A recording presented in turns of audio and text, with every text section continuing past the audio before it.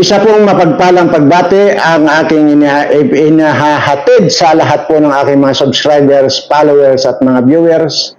Sana po ay nasa mabuting kalagayan kayo lagi at ligtas sa anumang uri ng kapahamakan. Siyempre, mailayo na rin kayo dito sa mga politikong mga kawatan. Ayan po, palakpakan po. Ayan. So, speaking of mga kawatang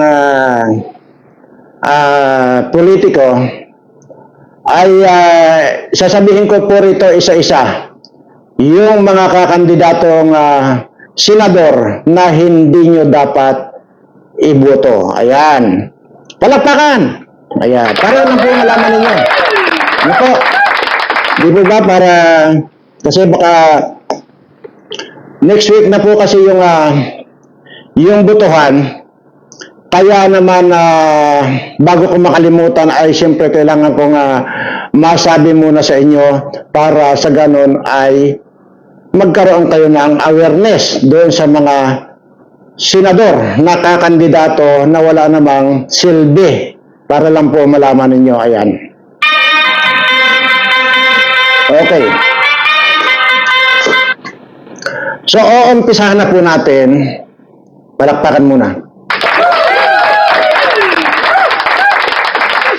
Ito po yung isa na kahanay dito sa Bangag Administration. Ito pong si Manny Pacquiao. Ayan po. Huwag po kayong madadala doon sa pagiging boksingero nito. At di umano ay hero itong si Manny Pacquiao. Una, bukod na sa pinapasweldo ng taong bayan yan, nandyan pa po yung milyones na pidap nito. So, ibig sabihin, hindi po ito, kaparte rin po ng mga kawatan ito. Once na tumanggap ka ng mga project na yan, na yan ay alam naman nating lahat, na hindi naman talaga nila papel, yung mga project na yan ay meron po sila. Pangalawa, ano po ba ang mga legislative? Yan po ay gumagawa ng batas. Bakit itong mga ito may mga project? So, hindi po nila tungkulin ang may karoon ng project na milyones. Para lang po malaman ninyo. Okay lang po sana yung pinapasahod natin na 300,000 naman. Okay lang po. Pero hindi po nila iniintindi ang sweldo na yan. Ang iniintindi po nila yung makukulimbat nila. Pangalawa, ay gumagawa ng batas ang itong mga senador at mga congressman ito. Ano bang alam ni Manny Pacquiao? Unang-una nakita niyo na po yan, di ba? Nagsenador po yan. Ano pong nagawa nito? Ay di mag-ipal-ipal. Di ba? Kita niyo naman yung kaipalan nito. Akala mo, kampante doon sa pag-i-English niya. Hindi po nakakangilo sa ngipin. Di po ba? So, kung po yung talagang sayang ang pera ng bayan kung dito lang mapupunta sa isang Manny Pacquiao. Kaya ito ay huwag na huwag nyo nang iboto. Balakbakan. Pangalawa, ilista nyo po, ilista nyo. Or kung hindi nyo masundan, i-rewind nyo lang po, ulitin nyo pong panoorin ito para magkaroon po kayong idea. Pangalawa, itong si Amy Marcos. Itong si Amy Marcos, napakalaking kasalanan sa bayan ito. At bukod na sa mga gagamit ito, ay talaga namang nag-cover up ito. So imaginin mo, pinagtakpan niya yung kapatid niyang alam naman niyang adik. Pero ngayon basta Marcos, wala na kayo boboto. Basta nakarinig kayo ng Marcos, wala na. Yan po yung pangalawa. Di ba? Puro lang pakwan ito Puro lang pakyot-kyot yan sa Senado, pero hindi naman cute. Patunayan, akyot. Oh, yan. Palakpakan. Pangatlong kakandidato sa ilalim ng Marcos Administration Bangag itong si Francis Tolentino. Ito pong si Francis Tolentino, wala naman po akong against dito. Kaya lang, hindi naman po nanalo ito kung hindi tinulungan ni President Duterte. Yan po ang totoo niyan. So pagkatapos po niyang gamitin ay itong si Duterte at inaakala niya, iniisip niya wala na siyang pakinabang dito, ayun, pumunta siya dito sa ilalim ng partidong Bangag. Yan po yan. Ang tawag po rito, paro-parogy. Ayan. Lipad ng lipad sa kahit na kung saan siya makaka-sip-sip ng nektar, ika nga. Yan po si Francis Tolentino. Pang-apat, ito pong si Ngiwi Abalos. Ito pong si Binhor Abalos. Yan po yan. Magkakasama po ito sa isang slate na senador. Kita nyo naman kung paano ngumuwi yan dyan sa tuwing kung ano ako. So ito ba mga klaseng mga senador ang ilagay nyo dyan? Mapupuno na po ng mga politikong mademonyo ang bansa natin. Yan po yung hindi nyo dapat iboto itong si Binhor Abalos Ngiwi. Ayan, palakpakan. Panglima, itong si Nancy Binay. Yan pong si Nancy Binay, alam nyo naman, baka hindi nyo alam, pamilya po ito ng mga kawatan. Imaginin mo, halos lahat dyan yung halos buong tawag dito, buong bayan ng isang bayan dyan sa Batangas, ayaw ko kung saan dyan sa Batangas, basta halos isang buong bayan ng Batangas kanila. At hindi po ba't balitang-balita, hindi lang balita at kinuha ito, inimbestigan sa Senado ito. So si Jojo, ay tatay niya, si Jojo Barbinay, na ultimo yung baboy nila naka-air condition. Kaya itong Binay, Nancy na ito na anak ni Jojo Barbinay, huwag nyo na rin pong iboto ito. Dahil naniniwala ako na kapag yung tatay or nanay ay kawatan na rin po ito. Bukod dyan, ay hindi ba kayo nagsasawa sa mukha niyan? Binoboto ninyo ang binoboto. Kapangit, ang papangit. Dito sa mga nabanggit ko, tingnan yung mga itsura niya, ang papangit. Nakakasawa ng mga pagmumukha nitong mga ito. Di ba? Palakpakan.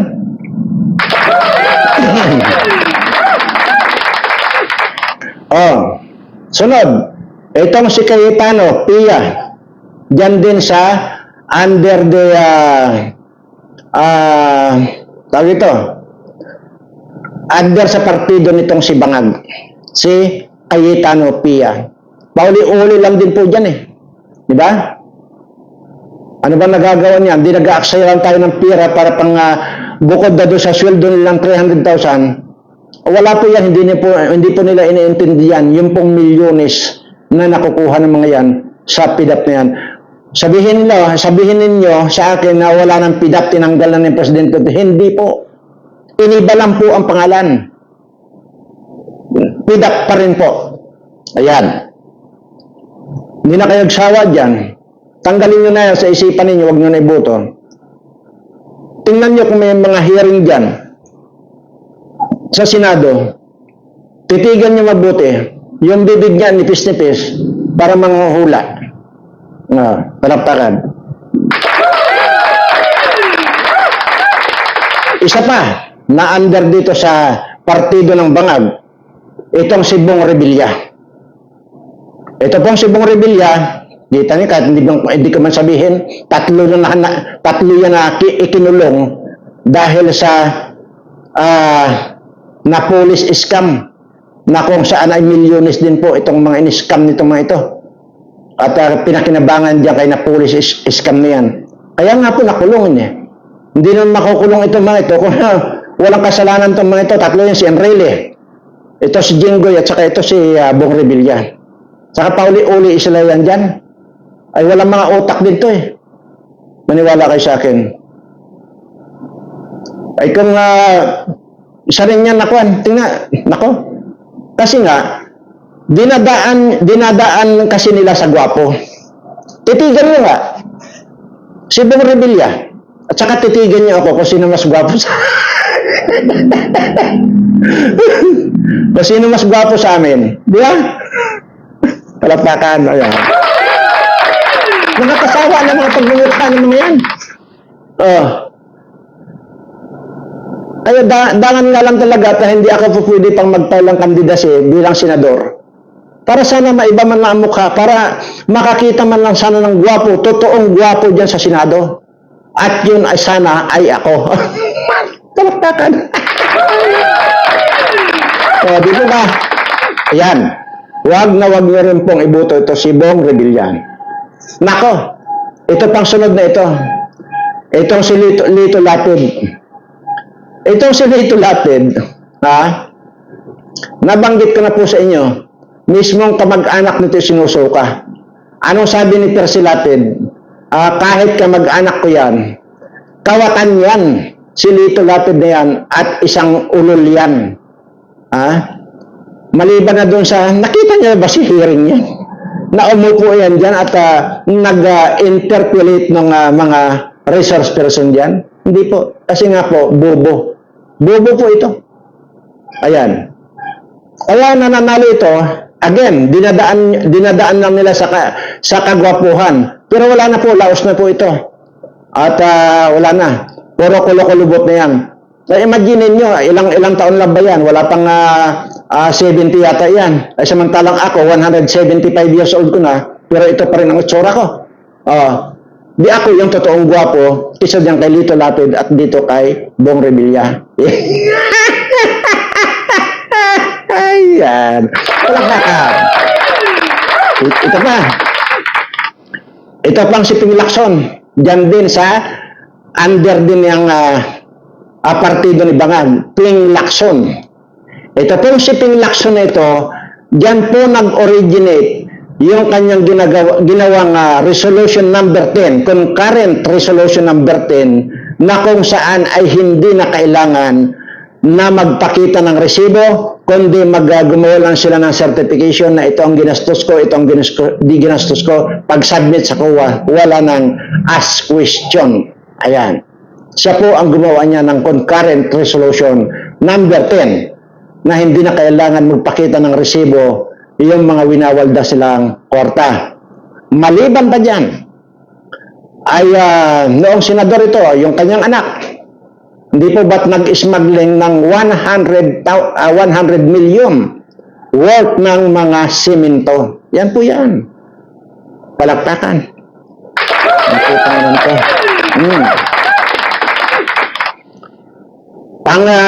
Labing isa. Itong si Tito Soto. Itong si Tito Soto, baka hindi nyo nalalaman, marami dyan ang hindi nakakaalam. Yung Pepsi Paloma case. Yan. Si Pepsi Paloma case. Yun pong sexy dati na gold star. Kasabwat po yan dyan, sina Tito Vic. Yan tatlo ng Tito Vic and Joey. Yan sila tatlo. So, bahala na po kayo mag-research dyan. Nandyan naman po sa mga video kung anong ginawa nila kay Pepsi Paloma. Ayan. Palakpakan. At isa pa. Ito na yung, ang tanda-tanda na niya. Pero talagang ginagawa ng palabigasan ang Senado at saka dyan sa Kongreso. Panguli, itong si Camille Villar. Dahil nga tapos na ang term ni nung nanay niya na si Cynthia Villar, siya naman ang bibirada itong anak na si Camille Villar. Wala naman akong alam na corruption ito, pero ang sa akin lang po rito, matututo po ito na mangurap kapag nandyan na sa under ng partido ni Bangag. Sigurado po yan. At wala po ako makokomento dito, maliban din sa pagiging pangit nito. Ayan. So, ibig sabihin po, lahat po ito na 12 na binanggit ko, huwag niyo pong iboto. Kung gusto niyo pang mabago ang kapalaran nitong ating mga kababayan na naghihirap at parami pa ng yung mga walang masaing nating mga kababayan. Yun po yan.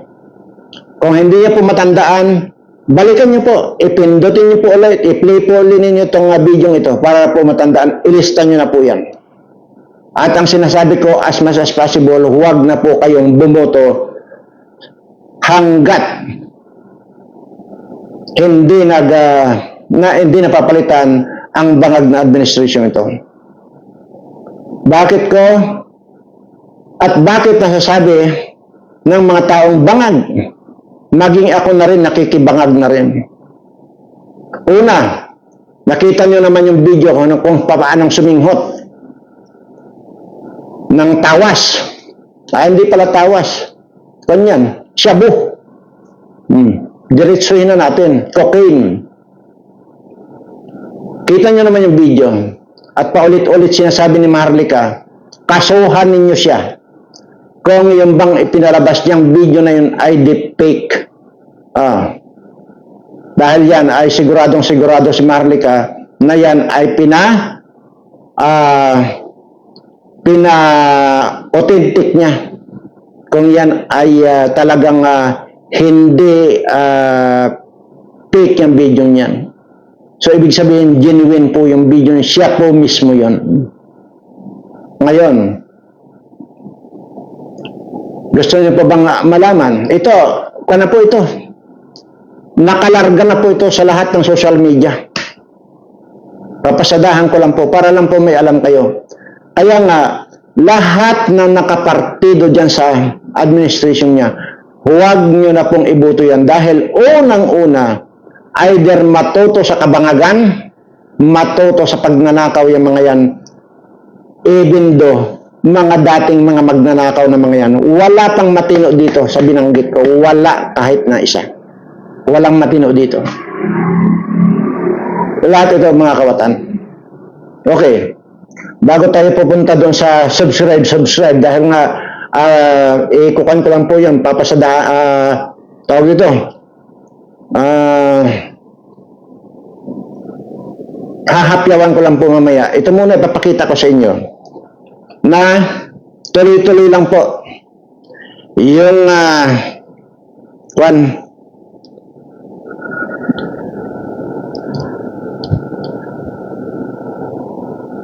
mamaya magkukuminto po tayo, papanood ko lang po muna.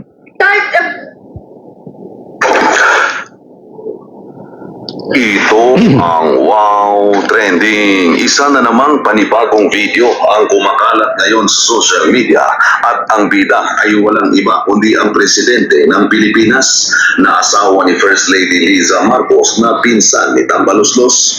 Sa actual video na ito, may isang lalaki na nakapula na may hawak ng cellphone na gustong makipag-selfie kay Presidente Bongbong Marcos, pero bago tayo mag-selfie, handshake muna. Dito, pansinin ang unang handshake, wala pang inihinalang white powdery substance o pulburon.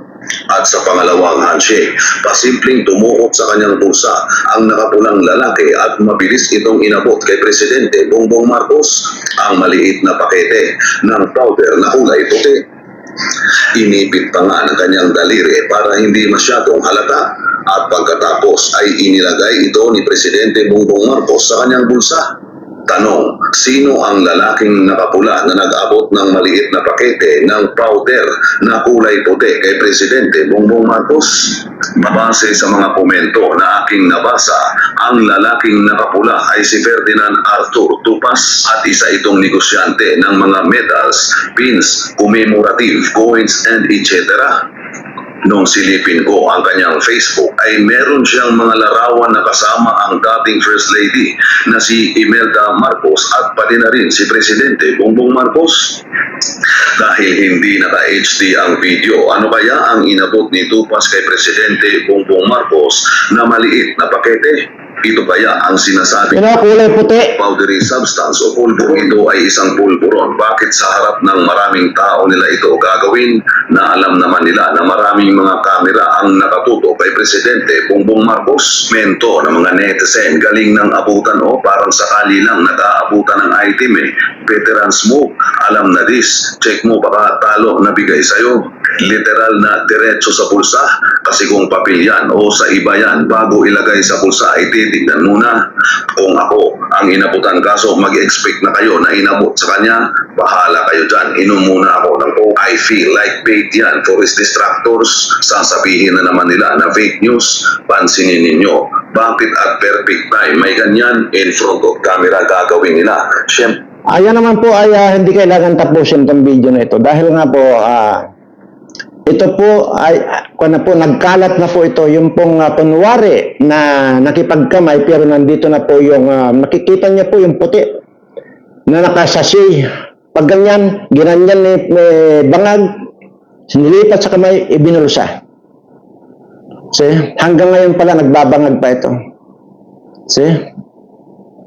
Saan na pupulutin itong bansa natin kung meron tayong presidenteng bangag? Diba? Palakpakan mo na. Baka hindi ko na mapigilan ang sarili ko at nako.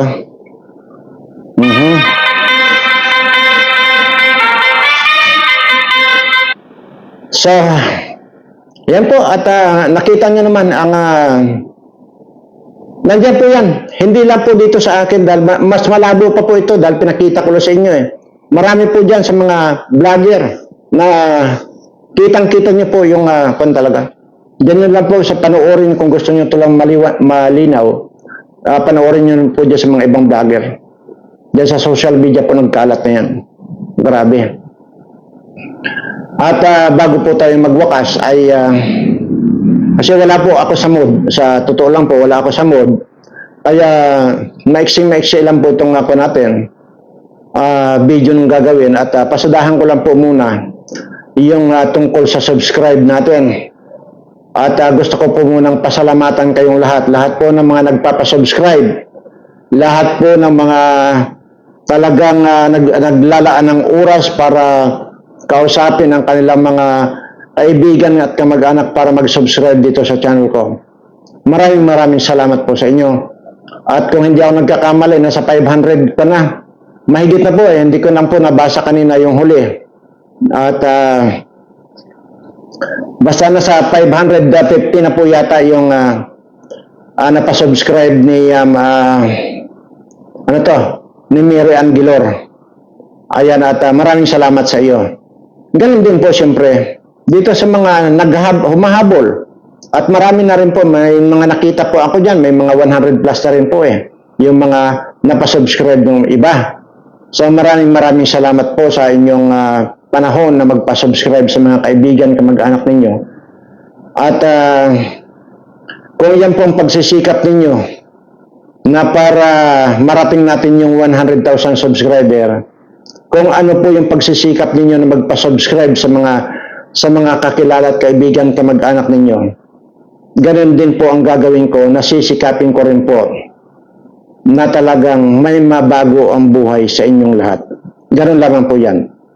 At muli, wala talaga akong masabi kundi salamat sa lahat ng nakikipag-participate dito sa ating gagawing drama. At kaya ko sinabing drama dahil nga pagka malapit na po nating i-draw yung ating raffle, ay magkaroon po tayo ng tawag ito, ng code. Ang ibig ko pong sabihin, drama nga.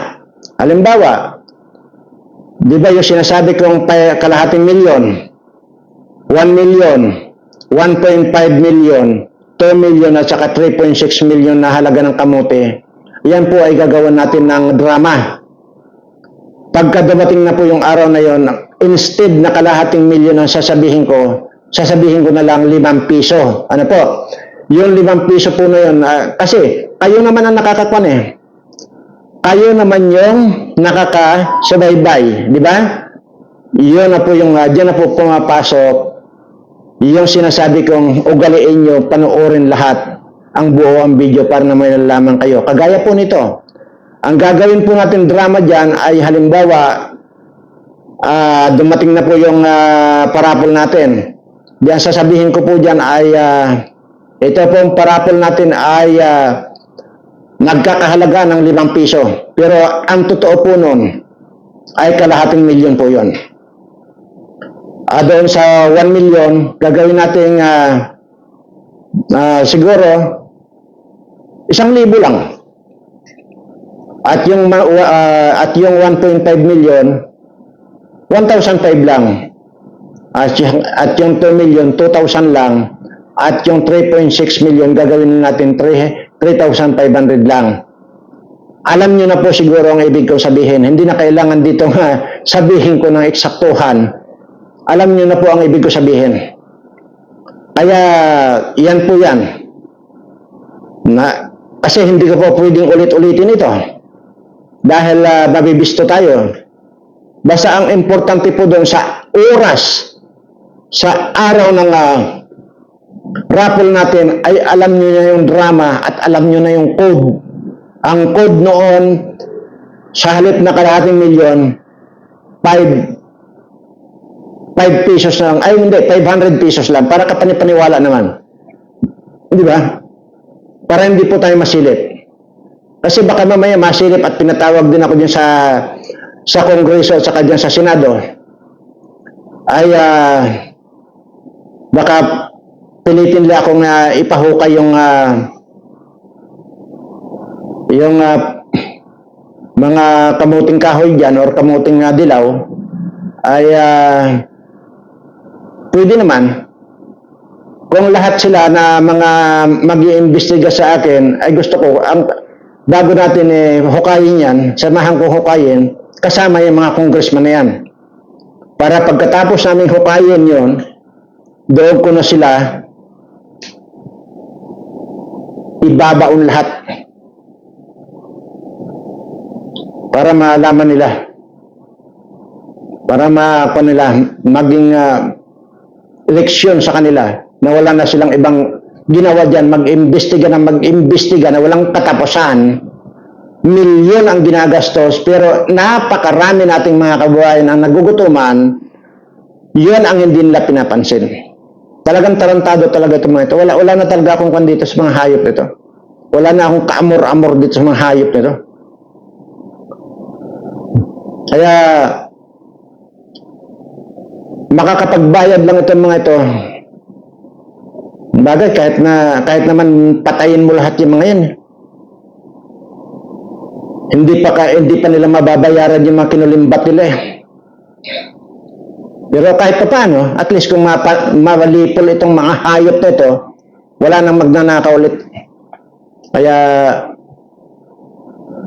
sana nga lang, mag-cross ang landas natin para mabawasan mga kawatan sa mundong ito. Anyway, sabi ko nga po ay wala ako sa mood, kundi sabi ko lang maraming salamat po sa inyo, sa lahat po ng mga nakapag-subscribe at yung sa mga tuloy-tuloy lang na participation ninyo. Pero titiyakin ko sa inyo, kung ano yung kagustuhan ninyo na marating yung 100,000 subscriber natin, ganun din po ang kagustuhan ko na mayroon tayong mabagong buhay sa mga kasali dito sa ating gagawing palaro. Ayan po, at siyempre bago ako magtapos, ay muli ko pong itinataas ang aking mga kamay para po dito sa lahat ng may mga sakit nating mga kababayan, mga subscriber ko, at kung ano man po yung inyong mga problema sa buhay, sana po ay burahin na ng ating Panginoon lahat ng mga sakit na inyong nararamdaman, lahat ng mga problema na inyong dinaranas sa ngayon, burado na po yan sa ngalan po ng ating Panginoong Hesus. At natutuwa naman po ako at may mga comment po dyan na magmula raw noong napanood nila yung aking video na itinataas ko yung aking mga kamay, ay sa totoo lang daw ay gumaling yung iba sa kanila. At nandiyan naman po yan sa comment. Maraming salamat po. Wag po kayo magpapasalamat sa akin. Ang pasalamatan po ninyo direkta ay ang ating Panginoon. Wag po kayong magpapasalamat sa akin. Ginagampanan ko lang po kung ano po yung inuudyok sa akin ng ating Panginoon. At yun po ang aking ginagawa. So maraming salamat po at siyempre, mahal na mahal ko po kayong lahat.